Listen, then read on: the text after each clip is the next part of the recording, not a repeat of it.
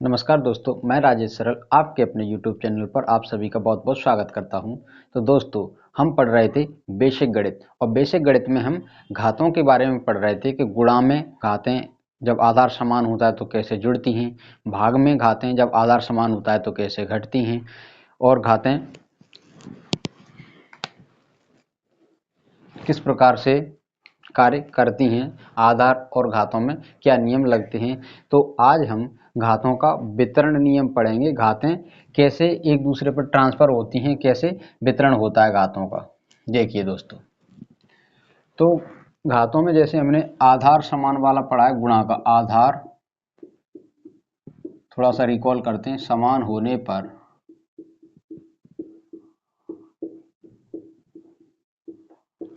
गुणा में घातें जुड़ जाती हैं।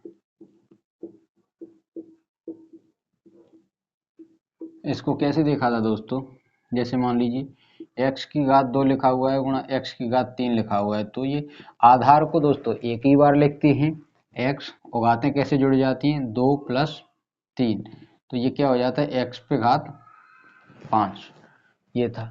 और भाग में कैसे किया था दोस्तों, x की घात 3 लिखा हुआ है मान लीजिए और भाग में लिखा हुआ है x की घात 2, तो इसको कैसे लिखते थे, x आधार एक ही बार लिख जाए, घात ऊपर वाले में से ये नीचे वाली ऊपर ले जाएंगे तो 2, तो क्या बचता था x की घात 1, इसी को केवल x भी लिख सकते।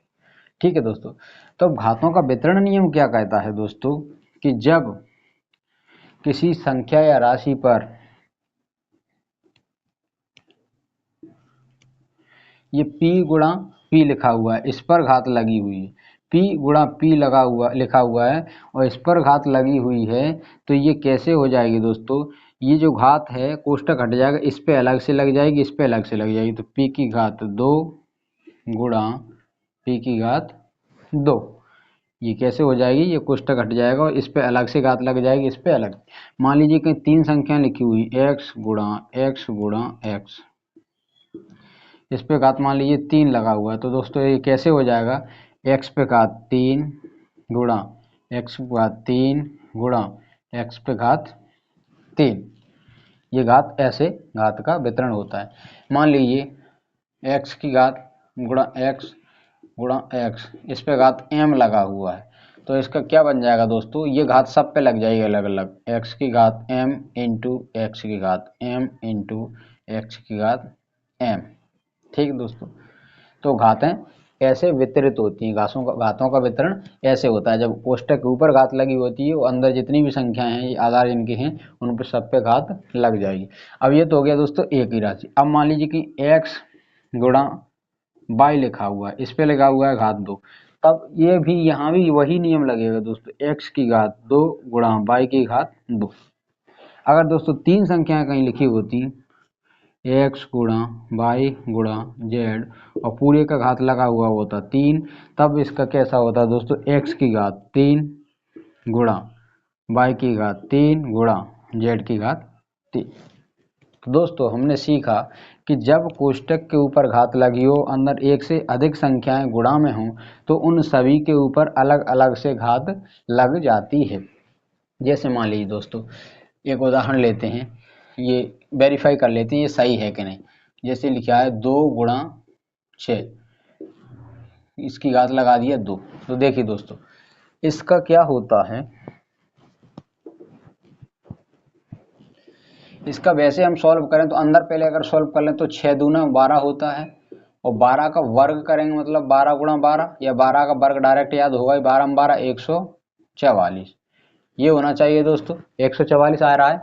इसका 6 का 2 का में गुणा किया 12 हो गया और 12 के ऊपर वर्ग लगा हुआ तो इसका 144 हुआ। और घात के वितरण नियम से अगर हम देखें दोस्तों तो देखो क्या आता है, घात का वितरण नियम क्या कहता है दोस्तों, जो घात ऊपर लगी हुई है वो दोनों पे अलग अलग लग जाएगी, तो 2 की घात 2 लग जाएगी गुणा 6 की घात 2 लग जाएगी। अब देखिए दोस्तों 2 की घात 2 मतलब 2 का वर्ग, इसको 2 बार लिखना है तो 2 गुणा 2, वैसे ही 6 का वर्ग मतलब 6 गुणा 6 2 बार लिखना है, या 6 का वर्ग डायरेक्ट याद है तो 36 लिख सकते हो, 2 का वर्ग डायरेक्ट 4 लिख सकते हो, तो ये 4 आ गया, 2 दूना 4 और 6 छक्के 36 आ गया। अब 4 का 36 में गुणा कर लेंगे तो 4 छंगे 24 की 4 हासिल 2 और 4 तिया 12 और 2 14। देखिए दोस्तों आ गया 144। तो यहाँ से हमारा घात का वितरण नियम सिद्ध मतलब सही साबित होता है। एक और उदाहरण देख लेते हैं।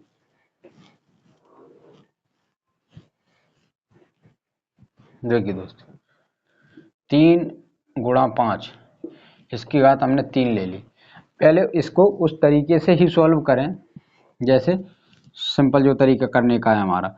3 5 15, 15 का घात 3 और 15 का घन होता है दोस्तों 3375, 3375। अगर नहीं याद है तो हम ऐसे निकाल लेते हैं 15 गुणा 15 गुणा 15। पहले 15 15 का गुणा करेंगे तो 225 आ जाएगा दोस्तों, 225। अब ये 15 और बचा है तो इसका और गुणा करेंगे तो 15 पना 75 की 5 हासिल 7, 15 दूनी 30, 7 37 की 7 हासिल 3, 15 दूनी 30 और 3 33। तो 3375 इसका घन आया दोस्तों। तो कितना आया 3375। 33 75 करके याद रख सकते हो। ये तो आया दोस्तों हमने जब डायरेक्ट किया। अब इसको घात के वितरण नियम से करेंगे तो क्या आएगा दोस्तों। देखिए घात का वितरण नियम क्या कहता है दोस्तों। घात का वितरण नियम जो अंदर जितनी भी संख्या लिखी हुई है 3, ये 3 लिखा हुआ है, इस पे ये वाली घात लग जाएगी 3 गुणा ये 5 है तो 5 पे भी ये वाली घात लग जाएगी 3। अब इसका अलग अलग कर लीजिए। 3 का घन क्या होता है दोस्तों 3 तिया 9 तिया 27। कितना होता है 27 गुणा 5 का घन क्या होता है दोस्तों 5 पचम 25 पंचे 125। तो 125। अब ये 27 और 125 का दोस्तों गुणा कर लीजिए। अगर 27 का हमें पहाड़ा याद है तो 27 का डायरेक्ट पहाड़ा पढ़ लेंगे। अगर 27 का पहाड़ा याद नहीं है तो हम क्या करेंगे 2 7 और 2 का पहाड़ा एक एक से पढ़ेंगे। जैसे 27 का याद है डायरेक्ट तो कैसे लिख लेंगे 27 पंचे 30 पंचे 150, 27 पंचे 135 होता है। 135 में से 5 यहाँ आ जाएगा, हासिल कितना आएगा दोस्तों 13। 27 दूनी 54, 54 में 13 जोड़ेंगे तो 54 और 6 60 7 67, 67 में से 7 यहाँ आ जाएगा, 6 यहाँ हासिल में जाएगा। 27 एकम 27, 27 और 6 कितना होता है दोस्तों 33, 33। तो देखिए दोस्तों चाहे घात के वितरण नियम से किया या चाहे डायरेक्ट किया मान 3375 ही आ रहा है। इसका मतलब हमारा दूसरी बार भी हमने सिद्ध करके दिखा दिया कि जो घात का वितरण नियम है ये सही है। ऐसे ही इस पे घात लग जाती है और इस पे घात लग जाती है। ठीक है दोस्तों, तो उम्मीद है कि ये आपको समझ में आया होगा। अब घात के बारे में ही दोस्तों और अच्छी जानकारी पढ़ते हैं हम।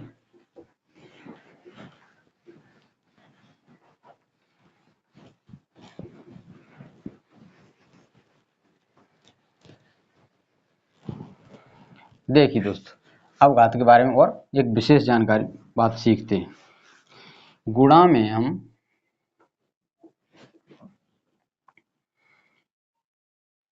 कोष्टक होता है, ये कोष्टक है, एक कोष्टक होता है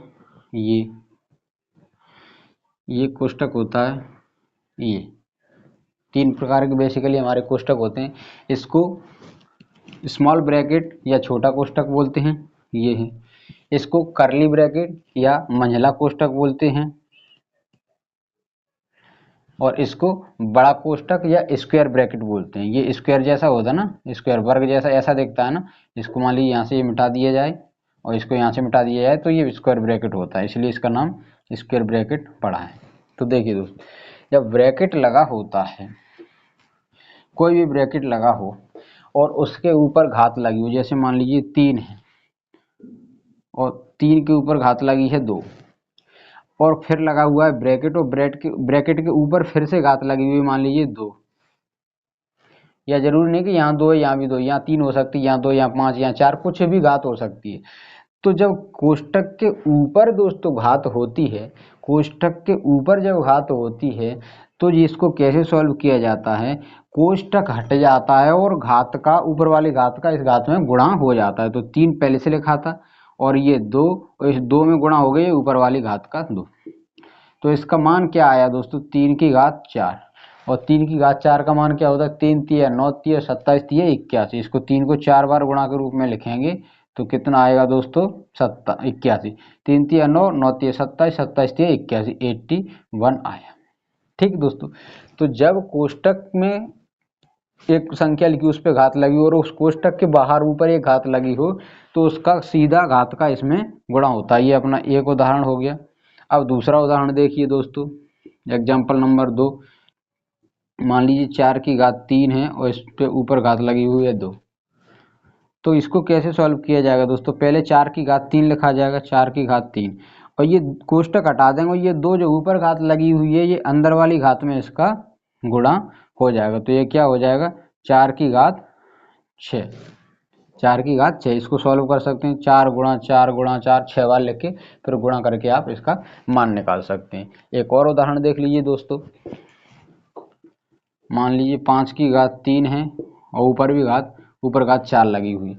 तो कैसे सॉल्व किया जाता है दोस्तों, कोष्टक के अंदर जो घात है उस घात में कोष्टक के बाहर वाली घात का ऐसे गुणा होकर लिख जाता है। तो 5 तो लिखा हुआ है, इस पे 3 पहले से लिखा है और गुणा 4, तो ये क्या हो गया दोस्तों, 5 की घात 12। तो यहाँ से दोस्तों हमने क्या सीखा कि कोष्टक के ऊपर जब घात लगी होती है तो घात का सीधा गुणा हो जाता है। अब देखिए दोस्तों, हमने तो अभी 3 कोष्टक सीखे थे, ये तो अभी एक ही कोष्टक है, तो इसको इन और ब्रैकेट का कैसे यूज होगा ये हम सीखते हैं। अब बहुत ही महत्वपूर्ण जानकारी है दोस्तों, ये आपको कॉम्पिटिटिव एग्जाम में बहुत ही सहयोग करती है। ये आपका जो सरलीकरण बॉडमास वाला जो टॉपिक होता है, सरलीकरण सिंप्लीफिकेशन, उसमें ये बहुत मायने रखता है। हमारे कई साथी क्वेश्चन गलत करके आते हैं, तो इसलिए ये बेसिक की क्लासें आप देखिए और आपके जो साथी हैं उनको भी शेयर कीजिए, बताइए उनको कि बहुत अच्छी अगर आपको क्लास लग रही है तो उन्हें भी क्लास की अच्छाई के बारे में बताइए। तो देखिए दोस्त, मान लीजिए ये यही बना लेते हैं, यहाँ लिखा हुआ है 4, इस पे घात लगी है 2, इस पे घात लगी है 3, और यहाँ मान लीजिए फिर से 4 घात लगी हुई है। अब देखिए दोस्तों, हर एक कोष्टक पर घात लगी हुई है, हर एक कोष्टक पर घात लगी हुई है। तो दोस्तों इसको कैसे करते हैं, कोष्टक के ऊपर घात फिर घात फिर घात, इसको कैसे किया जाता है दोस्तों, ये घात उतरती यहाँ फिर इसको तो मान सकते हैं कि ये घात यहीं लगी थी, चाहे यहाँ मान लो इसको, चाहे यहाँ मान लो, जैसे 4 के ऊपर मान लिया, यहाँ एक और घात मान लीजिए, यहाँ भी अंदर 2 घात लगी हुई थी पहले से। ठीक है दोस्तों, तो अब कितनी घात हो गई, 1 2 3 4। तो इसको सॉल्व करने का तरीका क्या है दोस्तों, घातों का आपस में गुणा होता जाएगा। 4 है, 4 पर घात कितनी है 2, ये 2 लगी थी, इसके में कोष्टक लगा हुआ है तो ये इसके गुणा में आ जाएगी, ये तो 2 का गुणा हो जाएगा 2 में। अब ये संख्या बनी ऐसी, ये कोष्टक हट गया, तो अब इस पे घात क्या मानेगी, ये मानेगी 2 गुणा 2, ये घात मानेगी पूरी। तो अब इसके बाहर कौन सी घात लगी हुई है, 3, तो इसमें 3 का गुणा हो गया, हो जाएगा आगे। अब ये भी, ये कोष्टक हट गया, ये भी हट गया, तो 2 गुणा 3 यहाँ आ गया 3। ठीक है दोस्तों, अब एक ही कोष्टक बचा हुआ है तो और घात उसके ऊपर कौन सी बची है 4, तो ये भी यहाँ से कोष्टक हट जाएगा, गुणा में 4 आ जाएगा, तो यहाँ गुणा 4। तो 4 की घात 2 गुणा 2 गुणा 3 गुणा 4, तो क्या हो गया दोस्तों, 4 की घात, इनका आपस में गुणा करेंगे, 2 दूना 4, 4 तिया 12, 12 चौके 48। तो 2 की घात क्या हो गया, वो 4 की घात क्या हो गया दोस्तों, 48। 4 की घात 48 इसका मान है। इसको ऊपर से भी करके आ सकते थे, कैसे, 4 की घात कितना था 2, फिर 2 की घात कितना था, फिर से 2, फिर 2 की घात कितना था 3, अब 3 के ऊपर फिर से घात कितना था 4। तो ऐसे ऊपर से भी आ सकते हो, 4 का गुणा 3, 3 का गुणा 2, 2 का गुणा फिर से 2, तो ये 4 है, इसके ऊपर डायरेक्ट घात क्या लिखेंगे, 4 गुणा 3 गुणा 2 गुणा 2, तो 4 पर घात ये हो गया, 4 दिन 12 दून 24 दूना 48। तो इस प्रकार का कोष्टक जब लगाओ दोस्तों, घातें एक से अधिक लगी हुई ऊपर, जरूरी नहीं कि सभी होंगे, ऐसे हो सकता है 5 की घात 2, इस पे घात 3 और इस पे घात 4, इतना ही हो सकता है। तब भी क्या होगा दोस्तों, ऐसे गुणा करते हुए आएंगे, या कहें तो नीचे से गुणा करते हुए जाएंगे, पर लिखा ऐसे ही जाएगा, 5 पे घात 2 गुणा में 3 गुणा में 4। तो दोस्तों ये लगे हुए हैं कोष्टक, तो इसके लिए एक लाइन आप याद रखिए कि जब कोष्टक नीचे से ऊपर तक लगा हुआ हो, नीचे से ऊपर तक, जब कोष्टक मैं बोल रहा हूँ, आप लिख लीजिए, जब कोष्टक नीचे से ऊपर तक लगा हुआ हो तब घातों को आपस में गुणा करके सॉल्व किया जाता है, घातों को आपस में गुणा करके सॉल्व किया जाता है, और इस प्रकार के कोष्टक को पक्का कोष्टक बोला जाता है। जब कहीं भी कोष्टक छूटा ना हो, नीचे से आखिरी से ऊपर तक कोष्टक लगा हो, तो इस प्रकार के कोष्टक को दोस्तों पक्का कोष्टक बोलते हैं। और घातों को सॉल्व कैसे किया जाता है, ये इसका इसमें गुणा, फिर इसका इसमें, इसमें ऐसे क्रम से गुणा हो जाता है। ये मैंने उदाहरण आपको समझा दिए। तो एक तो दोस्तों हो गया ऐसा, एक और इसी से मिलता जुलता होता है जिसमें हमारे साथियों को कन्फ्यूजन होता है, वो कैसा रहता है दोस्तों, कहीं लिखा हुआ है 2 की घात 3 की घात 2। देखिए दोस्त, या तो ऐसा लिखा रहेगा या फिर 2 की घात 3 की घात 2 की घात 4, ये लिखा हुआ है दोस्त।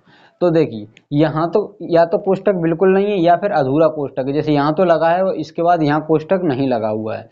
तो दोस्तों इसको सॉल्व करने का क्या तरीका होता है, पहले घात को सॉल्व किया जाता है, मतलब जो सबसे पहले नीचे आधार है इसको बंद कर लेंगे, ऊपर से शुरुआत करते हैं। इसको सॉल्व कहाँ से करते हैं, ऊपर से। तो ये क्या माना जाएगा दोस्तों, 3 की घात 2। तो 3 की घात 2 मतलब 3 का वर्ग, और 3 का वर्ग क्या होता है 3 गुणा 3, मतलब 3 गुणा 3 क्या होता है 9। तो अब ये 2 है, 2 लिखा हुआ है, 2 पे घात कितना हो गया है दोस्तों, ये 9। 2 पे घात 3 की घात 2 लिखा था ना, तो पहले इसको बंद कर लेंगे, ऊपर से सबसे पहले जो 2 है उनको देखेंगे। 3 की घात 2 है, 3 की घात 2 का मान होता है 9। तो अब ये 2 पे घात कितना हो गया 9, और 2 के घात 9 को हम सॉल्व कर लेंगे। ठीक, 2 दूनी 4 दूनी 8 दूनी 16 दूनी 32 दूनी 64 दूनी 128 दूनी 256 ऐसे करके। ठीक, अब देखिए दोस्तों, तो या तो यहाँ कोष्टक लगा ही नहीं होगा जैसे इसमें नहीं लगाता, या फिर आधा अधूरा ही कोष्टक लगा होगा, पूरी आखिरी तक कोष्टक ना लगा होगा। तो जैसे यहाँ इतना कोष्टक लगा, यहाँ कोष्टक नहीं लगा हो, तो इसको कैसे सॉल्व करेंगे दोस्तों, देखिए 2 की घात 3 ये तो लिखा है यहाँ, ऊपर 2 की घात 4 लिखा हुआ है, तो पहले इसी को सॉल्व करेंगे दोस्तों। 2 की घात 4 का मतलब क्या होता है, 2 का गुणा 4 बार करो, 2 दूना 4 4 दूना 8 8 दूना 16। तो इस कोष्टक के ऊपर घात कितनी होगी 16। अब देखिए दोस्तों, अब कोष्टक लगा हुआ है तो अब कोष्टक वाली घात का नियम लग जाएगा इसमें, अब कोष्टक वाली घात का नियम लग जाएगा। तो 2 की घात 3 और इसमें गुणा हो जाएगा 16 का, क्योंकि यहाँ तो कोष्टक वाला नियम लगेगा, अब तो कोष्टक यहाँ है 16। तो कितना हो गया 2 की घात 16 तिया 48। ठीक है दोस्तों, उम्मीद है कि ये आपको उदाहरण समझ में आया होगा। एक और उदाहरण ले लेते हैं। तो देखिए दोस्तों, एक और उदाहरण इसी का, जैसे यहाँ आधे में कोष्टक लगा था और आधे में नहीं लगा था। अब कहीं लिखा हुआ है 2 की घात 3 की घात 4 की घात 5, 2 की घात 3 की घात 4 की घात 5। ठीक है दोस्तों, तो इसको कैसे सॉल्व किया जाएगा दोस्तों, पहले इसको सॉल्व करेंगे, इसको सॉल्व करेंगे, अभी इसको बंद रखेंगे। ठीक, तो ये क्या है 4 की घात 5, 4 की घात 5 का मतलब हुआ दोस्तों 4 का 5 बार गुणा, 4 गुणा 4 गुणा 4 गुणा 4 गुणा 4, इसका गुणा कीजिए, 4 चौक 16, 16 चौक 64, 64 चौक 256, 256 चौके कितना होता है 1024, 4 छंग 24 की 4 हासिल, 2 4 5 20, 2 22 की 2 हासिल, 2 4 दून 8 2 10, तो 1024। तो इसका मान क्या हो गया 2 की घात 3 और इस पर घात 1024। ठीक है दोस्तों, 1024। अब क्या होगा दोस्तों, 3 का गुणा होगा कितनी बार, जैसे 3 की घात 4 होता तो 3 का गुणा 4 बार होता, 3 गुणा 3 गुणा 3। अगर 3 की घात 2 होता तो 3 का गुणा 2 बार होता, 3 गुणा 3। 3 की घात 5 होता तो 5 बार गुणा होता। यहाँ 3 की घात कितना है दोस्तों 1024, तो 2 की घात कितना बचेगा 3 गुणा 3 गुणा 3 गुणा 3 गुणा डॉट डॉट डॉट डॉट, कितनी बार होगा ये 1024 बार। तो ये होगा दोस्तों इसका इतना बड़ा। ठीक, एक और छोटा सा उदाहरण ले लीजिए, थोड़ा सरल सा। मान लीजिए 2 की घात 3 की घात 4 की घात 2, ऐसे ले लीजिए, इतना ले लीजिए। अब इसका क्या होगा दोस्तों, सबसे पहले किसको सॉल्व करेंगे, ऊपर वाले को, 4 की घात 2। 4 की घात 2 क्या होता है दोस्तों, 4 गुणा 4 बराबर 16। तो इसकी जगह क्या आ जाएगा दोस्तों 16, 4 की घात 2 की जगह पूरा क्या आ जाएगा 16। अब सॉल्व करेंगे दोस्तों हम 3 की घात 16 को, 3 की घात 16 को, तो 2 पे घात कितना हो गया अब 3 की घात 16, 3 की घात 16 का मतलब 3 का गुणा 16 बार, 3 गुणा 3 गुणा 3 डॉट डॉट डॉट कितनी बार 16 बार। तो अब इसकी जगह 2 की घात कितना हो जाएगा 3 गुणा 3 गुणा 3 डॉट डॉट डॉट, ये कितनी बार तक जाएगा 16 बार। ठीक है दोस्तों, तो उम्मीद है ये आपको समझ में आया होगा। अब दोस्तों एक और थोड़ा कॉन्सेप्ट देखिए छोटा सा, ये कोई विशेष कॉन्सेप्ट नहीं है, जो हमने अभी सीखा था ना, आधा समान होते तो गुणा में घातें जुड़ जाती हैं, वही वाला है। जैसे मान लीजिए पी की घात 3 लिखा हुआ है, तो इसको हम पी गुणा पी लिख सकते हैं। जैसे x की घात 4 लिखा हुआ है तो इसको क्या लिख सकते हैं, x गुणा x गुणा x गुणा x। जो घात जितनी लिखी है उस संख्या को गुणा के रूप में उतनी ही बार लिख सकते हैं। ये वहीं से कॉन्सेप्ट आया, जैसे हमने सीखा था कि अगर किसी भी संख्या राशि पर कोई घात नहीं दिख रही है तो उस पर हमेशा एक घात तो होती है, तो एक घात यहाँ, एक यहाँ, एक यहाँ। और हमने पढ़ा है कॉन्सेप्ट के आधार समान जब होते हैं तो गुणा में घातें जुड़ जाती है। तो आधार समान है पी पी पी, तो पी तो एक बार लिखेंगे और घातों को जोड़ लेंगे, 1 + 1 + 1, तो इसका क्या हो जाएगा दोस्तों, पी की घात 1 + 1 + 1 बराबर 3। ऐसे ये एक्स है, यहाँ कोई घात नहीं दिख रही तो एक तो है ही हमेशा, तो एक्स को एक ही बार लिखेंगे दोस्तों, घातें आपस में जुड़ जाएंगे क्योंकि आधार समान थे। 1 + 1 + 1 + 1 कितनी बार हो गए, 4 टाइम्स हो गए, तो एक्स की घात 4। ये आ गया दोस्तों, यही देखिए आ गया। तो ये कोई विशेष कॉन्सेप्ट नहीं था, जो हमने अभी सीखा था वो सीखा था ये। अब देखिए और आगे बढ़ते हैं, कुछ और नया सीखते हैं घातों के रूप में।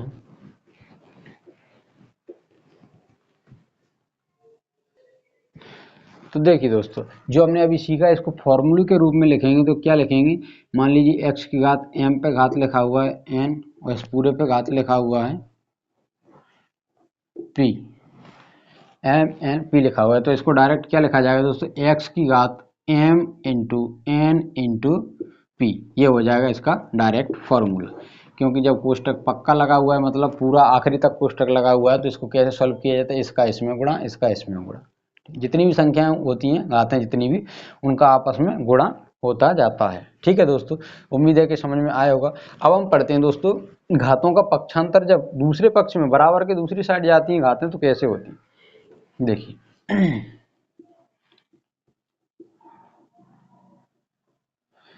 ये लिखा हुआ है दोस्तों, x की घात n बराबर p की घात 2।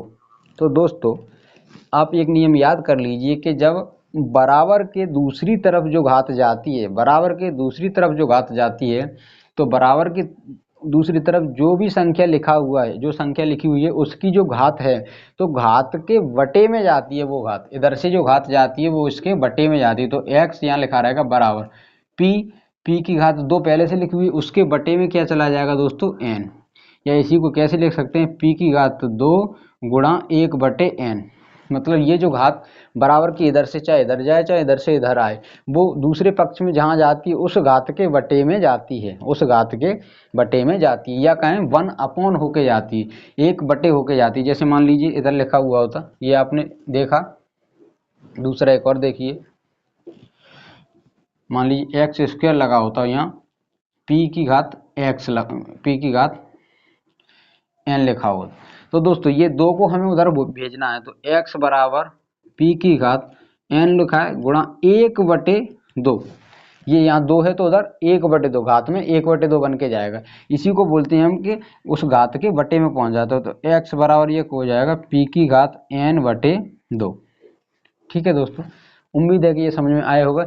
इसी कॉन्सेप्ट से हम दोस्तों एक क्वेश्चन सॉल्व करते हैं, जो डायरेक्ट हम सिखाते हैं बच्चों को या सीखते हैं बच्चे जहाँ भी गणित सीखते हैं।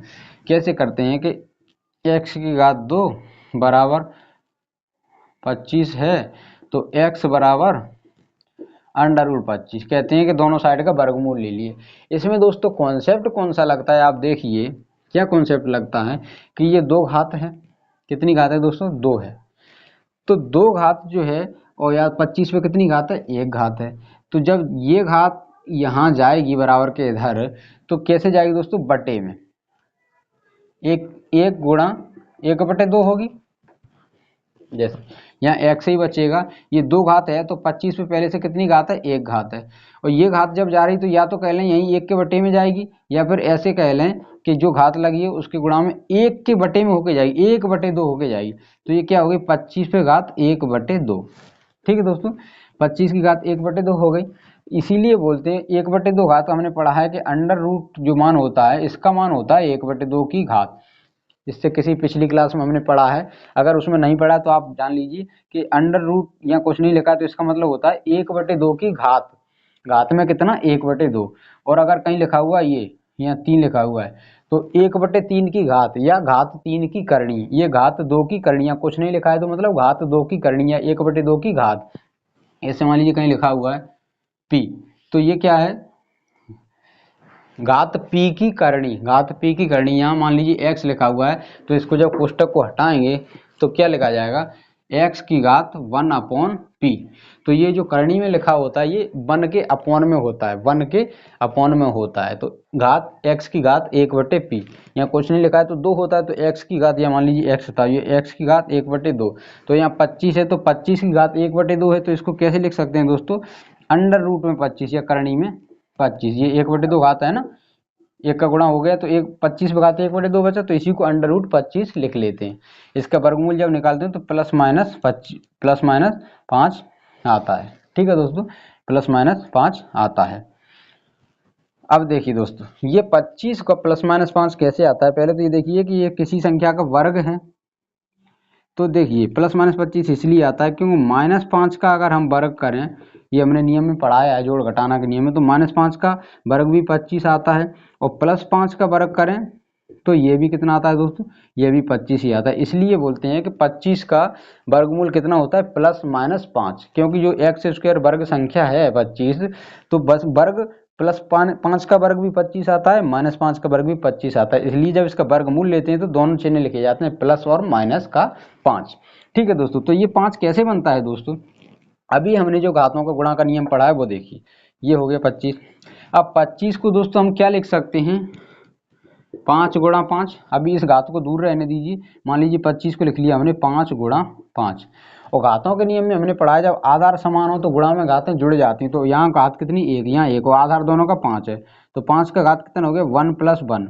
तो यहाँ लिखेंगे अब आगे, तो 5 का घात कितना हो गया, 2, और पहले से ही घात लिखा हुआ है 1/2, ये कोष्टक लगा लेंगे तो कितना घात लिखा हुआ है दोस्तों, 1/2, क्योंकि ये 25 है, ये तो हमने माना था, इसको कोष्टक तो हम लगा सकते नहीं, तो हमारी संख्या थी घर की।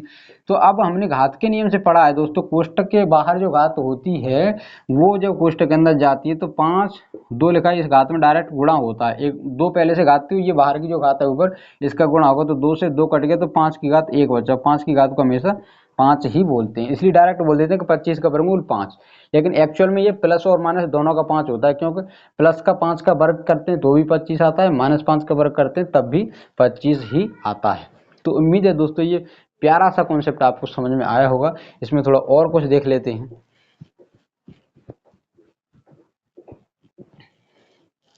मान लीजिए कहीं लिखा हुआ x की घात 3/4 बराबर p की घात 2, और यहाँ से x को निकालना है, मान x का मान निकालना, तो x बराबर क्या होगा दोस्तों, p की घात 2, और इस पूरे के बटे में चला जाएगा 3/4, 3/4, या डायरेक्ट कहें तो ये है, तो ये बदल जाएगा, अंश हर अंश में बदल जाएगा। तो x की घात क्या लिखेंगे, p की घात 2 गुणा 4/3, या इसी को तो कर सकते हैं, इसके बटे में 1 मान लेंगे तो ये 4 संख्या हो जाएगी, तो इसका गुणा इसमें होगा, इसका गुणा इसमें होगा, तो वही बन गया 4/3। तो अब क्या हो जाएगा, p की घात 4 दूना 8/3। तो x बराबर क्या हो गया दोस्तों, p की घात 8/3। तो आपको समझ में आ गया, चाहे इधर से इधर ले जाएं, चाहे इधर से इधर लेके आए हम, जो भी घात बराबर के दूसरी तरफ जाएगी तो वो उस दूसरे पक्ष में जो घात लगी उसके बटे में जाती है। जैसे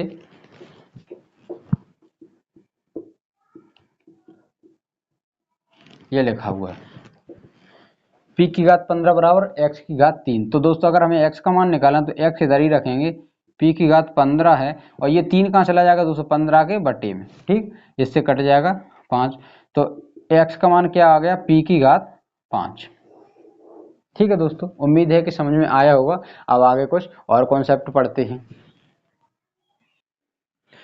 अब देखिए दोस्तों, छोटे से 2 कॉन्सेप्ट और बचे, थोड़ा बता देता हूँ। तो करणी जो होता है दोस्तों, करणी, इस चिन्ह को करणी चिन्ह बोलते हैं। अगर यहाँ कुछ नहीं लिखा है दोस्तों तो क्या है, 2 है यहाँ, तो ये x है, तो इस करणी चिन्ह को हटाते हैं तो क्या आ जाएगा, x की घात 1/2। ऐसे मान लीजिए लिखा हुआ है 3x, तो ये करणी चिन्ह को हटाएंगे तो x की घात 1/3। तो इसको कहते हैं दोस्तों घात 2 की करणी है, ये घात 3 की करणी है। तो जब इस करणी चिन्ह को हटा दें तो घात क्या बनती है, 1/3 या 1/2। मान लीजिए कहीं लिखा हुआ है 4, तो ये घात 4 की करणी है, घात 4 की करणी है। ठीक है दोस्तों, तो करणी चिन्ह ये हटेगा तो क्या आ जाएगा, x की घात 3, ये अंदर लिखा हुआ, ये पूरे पर घात लगता है करनी वाला घात 1/4। अब इस 4 को दोस्तों घात के नियम से हम कैसे सॉल्व करेंगे, इस घात में गुणा हो जाएगा तो x की घात 3 गुणा 1/4 और ये ऊपर का ऊपर वाली संख्या में गुणा होगा तो x की घात 3/4 ऐसे डायरेक्ट लिखते हैं। अब देखिए दोस्तों इसी प्रकार से m लिखा हुआ है, n लिखा हुआ है, तो इसे कैसे सॉल्व करेंगे दोस्तों, ये m है, m घात की करनी है, ये तो x की घात n तो पहले से लिखा हुआ है और ये m ये करनी का चिन्ह हटेगा तो m कहाँ जाएगा 1 के अपोन में, कहाँ जाएगा, इस घात का अर्थ ही होता है, जो करनी चिन्ह होता है इसका मतलब ही होता है, इस चिन्ह का मतलब ही होता है कि 1/2 की घात, ठीक। और यहाँ कुछ नहीं लिखा तो ये 2 लिखा है तो 2 की घात, यहाँ 3 लिखा हो तो 1/3 की घात लगेगी, जो अंदर होता है उसके ऊपर घात लगती है 1/2 की। जैसे यहाँ 3 लिखा हुआ है तो जो अंदर जो है ये करणी चिन्ह हट जाएगा तो इस अंदर वाले पे घात लग जाएगी 1/3। यहाँ p है तो अंदर वाले पे घात लग जाएगी 1/p, ठीक है दोस्तों। तो ये m है तो अंदर वाले पे घात लग जाएगी 1/m, तो x की घात गुणा हो जाएगा n गुणा 1/m, तो क्या हो जाएगा दोस्तों x की घात n/m, ये हमारा आंसर हो जाएगा। तो उम्मीद है दोस्तों कि समझ में आया होगा। तो यहाँ से आपको एक बात समझ में आ रही होगी दोस्तों, करनी जो होती है उसमें घात हमेशा 1 से छोटी होती है, 1/2, 1/3, 1/4 ये होती है करनी की घात, क्योंकि यहाँ जो होता है वही करनी होता है तो घात इसी को लेकर बनती है, 1/3 होगा या 1/2 होगा या 1/4 होगा।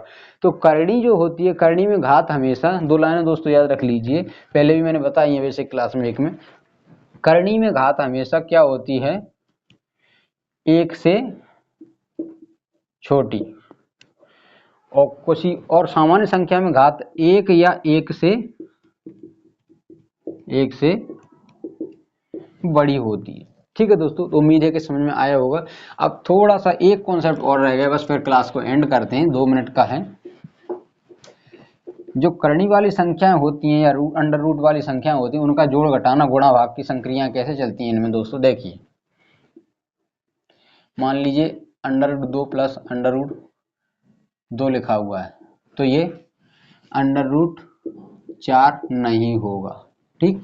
तो क्या जुड़ता है इनमें दोस्तों, ये बाहर, यहाँ बाहर कुछ नहीं तो एक तो होता ही है, बाहर कुछ नहीं तो एक तो होता है, यहाँ अंदर 2 है माना जाता है यहाँ, लेकिन बाहर कुछ नहीं है तो एक तो होता है, तो एक और एक कितना हो गया 2 √2 इसको पढ़ेंगे। अब मान लीजिए क्यों लिखा है दोस्तों 2 प्लस √3 लिखा हुआ है, तो इसको ये नहीं जुड़ पाएगा दोस्तों, ये √5 नहीं होगा, √3 + 2 नहीं होगा, ये जुड़ेगा ही नहीं, चाहे भले यहाँ एक है यहाँ भी एक है तब भी ये दोस्तों जुड़ता नहीं है, तो ये ऐसा का ऐसा ही रहता है। मान लीजिए कहीं 2 लिखा हुआ है प्लस 3 लिखा हुआ है तो ये जुड़ जाएगा दोस्तों, क्योंकि इसमें अंडर रूट के अंदर की संख्या समान है और बाहर की जुड़ती है मात्र 2 + 3 कितना हो गया 5, और अंडर रूट में ये दोस्तों एक बार लिख जाएगा 2, ठीक। ऐसे ये सेम कंडीशन घटाना होती जब यहाँ अंदर अंदर सेम होंगे, जैसे 3√4 है और -2√4 है, तो इसको दोस्तों ये अंडर रूट के अंदर संख्या समान है तो ये घट जाएंगे, और घटती कौन सी, बाहर वाली में से बाहर वाली, 3 में से 2 गया तो 1 बचेगा, और अंदर अंडर रूट में तो वही एक ही संख्या लिखी है तो 1 का 1 ही रहेगा, हट जाएगा 4 का वर्गमूल बता रहा है तो प्लस माइनस क्या आ जाएगा 2 हो जाएगा, ठीक है। 4 का वर्गमूल क्या हो जाएगा 2 हो जाएगा, ठीक। 4 का वर्गमूल, अंडर रूट का मतलब वर्गमूल लेना तो 4 का 2 हो जाएगा। ऐसे ही दोस्तों घटाना देख लिया, जोड़ देख लिया। अब गुणा कैसे होता है, 2 गुणा √2, तो इसका क्या हो जाएगा, गुणा में दोस्तों ये संख्या अंदर चली जाती है, 2 दूना 4 हो जाएगा अंडर रूट, और 4 हट जाएगा तो इसका वर्गमूल कितना आ जाएगा 2। मान लीजिए कहीं लिखा हुआ है √2 3 √2 ये लिखा हुआ है, ठीक। तो इसका दोस्तों क्या होगा, अंडर रूट एक ही बार लग जाएगा और संख्या 3 और 2 तो कितना हो जाएगा √6। ऐसे ही भाग में दोस्तों √5/√3 लिखा हुआ है तो इसको एक ही चिन्ह के अंदर लिख सकते हैं √5/3, या कहीं लिखा हुआ √3 लिखा हुआ है तो ऐसे एक ही अंडर रूट लग जाएगा, 3 × 5 = 15, तो इसका आंसर क्या बचेगा अंडर रूट में 5/1, और 5/1 को 5 ही लिख सकते हैं क्योंकि बटे में 1 की तो कोई वैल्यू विशेष होती नहीं है, तो √5। तो दोस्तों आपने देखा कि जोड़, घटाना, गुणा और भाग में करणीय के चिन्ह किस प्रकार से कार्य करते हैं, कौन सी संख्याएं जुड़ जाती हैं, कौन सी नहीं जुड़ती हैं, कौन सी का गुणा हो जाता है, कौन सी का गुणा नहीं होता है। ठीक है दोस्तों, तो उम्मीद है दोस्तों को ये आपको बेसिक क्लास अच्छी लग रही होंगी। और अगर आपको ये क्लासेस अच्छी लग रही हैं तो आप अपने साथी, जो भी आपके साथी तैयारी कर रहे हैं या करना चाहते हैं, आपके छोटे भाई बहन जो भी गणित को अच्छे से मजबूती से सीखना चाहते हैं, तो उनको ये क्लास शेयर कर सकते हैं। आपको उनको चैनल को देखने के बारे में बता सकते हैं, और चैनल को ग्रो करने के लिए आप चैनल को शेयर कर सकते हैं, सब्सक्राइब कर सकते हैं, और अगर अपनी राय जो आपकी है उसको कमेंट बॉक्स में बता सकते हैं। तो जैसा भी आपको लग रहा है वो अपनी राय कमेंट बॉक्स में ज़रूर दें, और मिलते हैं किसी अगली क्लास में। तब तक के लिए नमस्कार, धन्यवाद।